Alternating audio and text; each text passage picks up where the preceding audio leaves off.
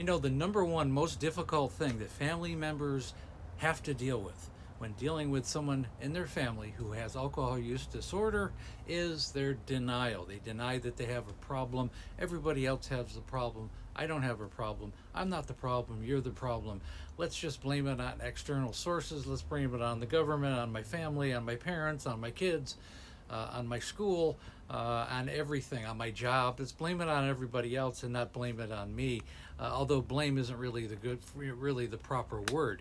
It's more about awareness, being aware of the, the bomb that you've created in your life and in the lives of the people who are in your life, in your circle. And not being able to be aware of that and not accepting any culpability. You're not going anywhere until you do that first. And then there's always those people that say, well, I've got this. I've got this. It's like this cultural deflection. I've got this. I can handle this. In reality, you don't have anything handled. Nothing's changed. You drink all the time. It's not going to change. It's not going to change unless you do, unless you make the decision that you have a problem and you got to do something about it. The other thing is, I'm special. That happens to other people. It's not going to happen to me. Well, if you got cancer, it's going to get progressive. If you have alcohol use disorder, it's going to get worse. It's not going to get better if you do nothing about it. If nobody steps in and helps you, or if you don't have the ability to help yourself, nothing's going to change, and it's going to get worse until you lose everything. And it's like playing a country music song. You're going to lose your house, your car, your dog, your wife, your children, your mind eventually.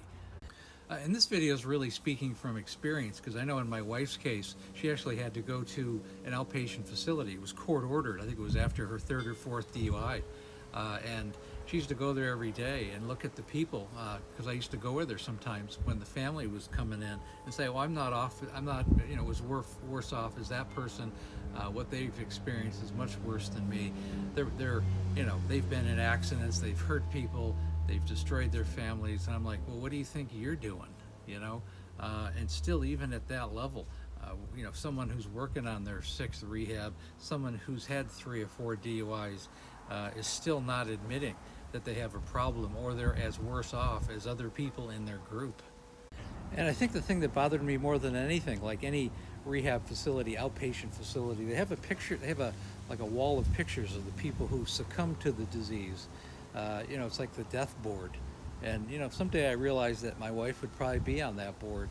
And I remember about 6 months after she passed away, I actually went over there and gave them the picture of my wife.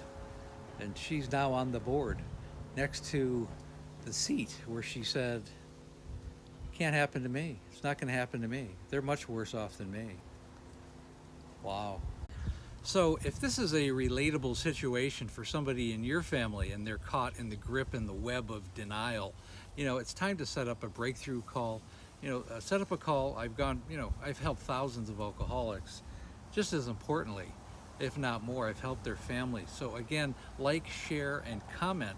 Also, we have a Facebook group called Amanda, A Cautionary Tale of Alcoholism.